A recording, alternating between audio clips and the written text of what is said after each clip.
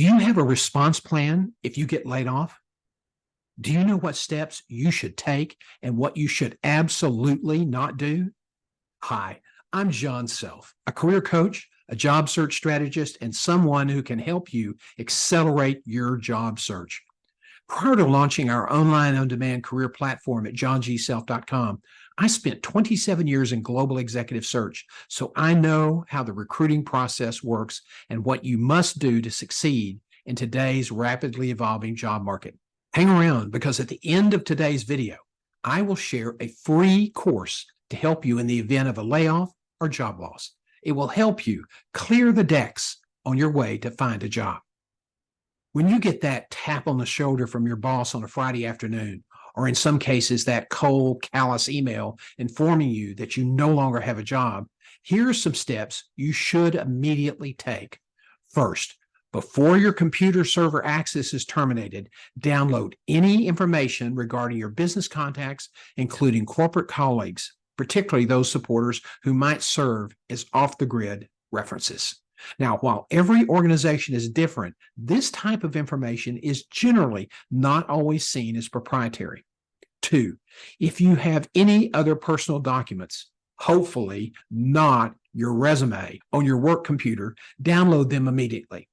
3, when you meet with your boss or HR to complete the exit process, do not get angry or emotionally upset, although I know it's hard not to be. You need to keep your wits about you. 4, while you may be really curious, which is perhaps not the best word to use to describe the frustration, shock, and anger you feel, don't waste your time asking why you were selected for the layoff and not someone else, even if that someone else is an underperforming, toxic slug. 5, do not sign a severance agreement, even though your boss or HR representative might try to cajole you to do so before you leave the building. Tell them you want your attorney to review the document and you will get back with them within 48 to 72 hours.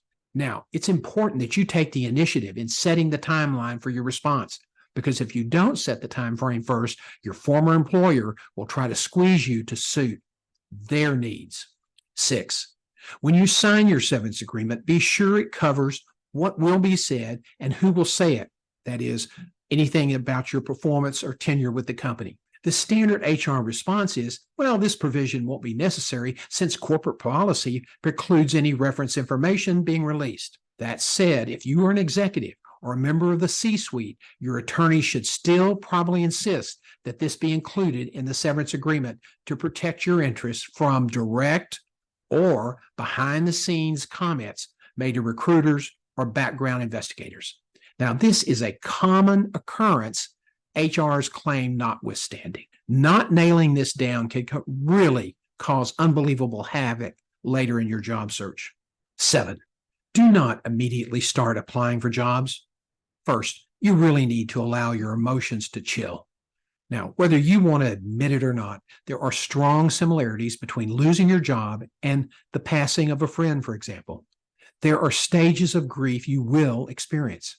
Second, if you've not been in the job market for several years, please hear me on this. The job market has changed dramatically. Automated AI is dominating applicant tracking and resume screening, and new programs are now in place to scan thousands of LinkedIn profiles in a matter of minutes while looking for qualified job applicants.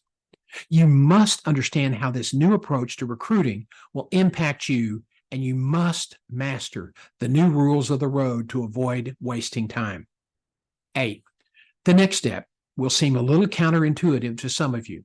After a couple of days, send an email to your professional network, informing them you have left your position, and after some much-needed time off, you will be launching a job search for your next better position. Briefly outline where and what you will be looking for, and promise to get back with them with more details in the future. Now, this is vital since 60 to 70% of the best jobs are never posted on open market sites. The odds for getting a job online without networking help are about 150 to 1. Being referred to the hiring manager or CEO, bypassing those nasty computer resume scanning bots, is the best way forward. So take care of your network.